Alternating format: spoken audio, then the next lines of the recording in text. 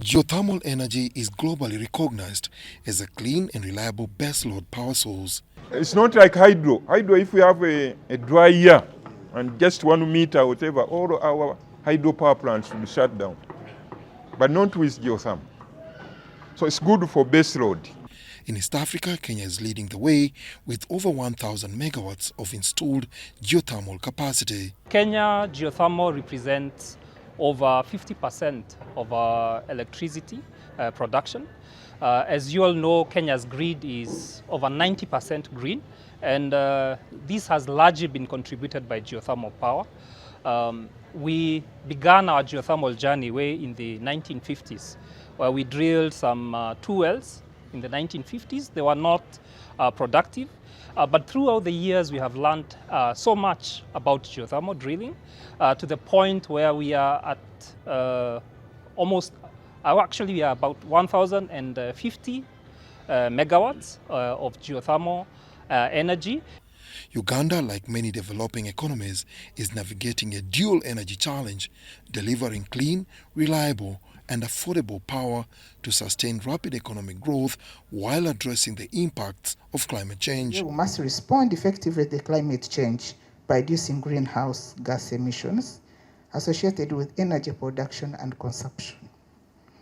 In response, the government of Uganda has committed to a deliberate energy transition pathway, one that prioritizes sustainable, low-emission energy systems while ensuring energy security and economic competitiveness.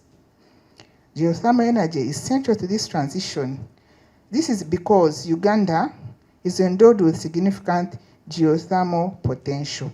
The Regional Geothermal Development Meeting in Kampala, which has brought together experts from across East Africa, is seen as a critical platform for strengthening collaboration in unlocking Africa's renewable energy potential.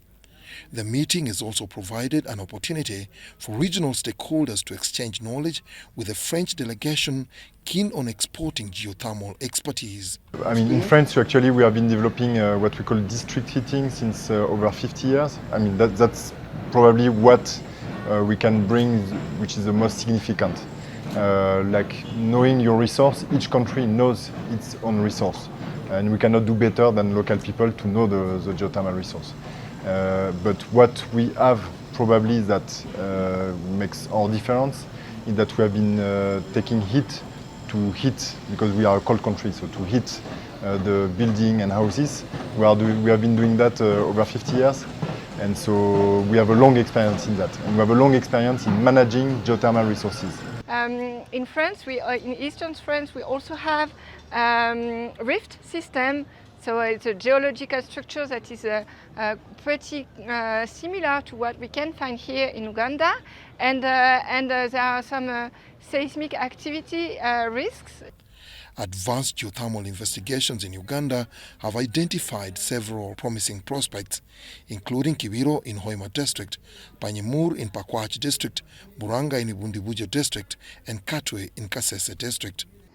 Our potential, or the estimated potential, is 1,500 megawatts for electricity generation, up to 6,000 for direct heat application. So we have one which we estimate at 1,500 megawatts for electricity generation, but also for the direct heat applications is 6,000 megawatts.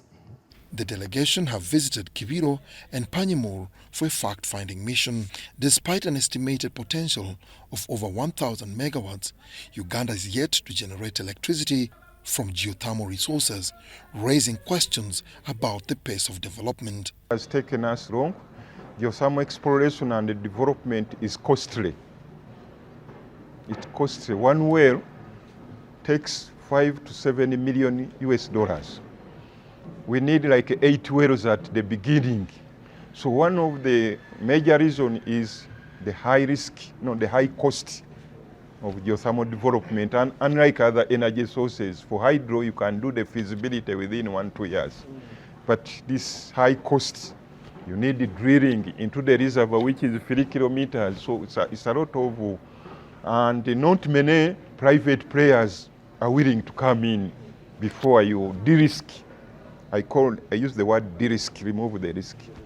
The second reason is the risk. The other one was cost. Then the second is risk. Those countries which have developed geothermal, they have drilled several dry wells. I mean, you find nothing. Government now says efforts are underway to move toward commercialization with a target of generating at least 50 megawatts of geothermal power by 2030. Successful development of geothermal energy requires more than resource availability. It demands strong institutional framework and skilled human capital. In this regard, the government has taken deliberate steps to strengthen the enabling environment, and this is the regulatory framework.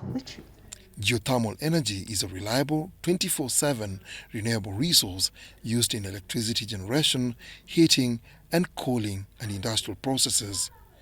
Its applications range from powering turbines using underground steam to supporting greenhouse heating, crop drying and aquaculture.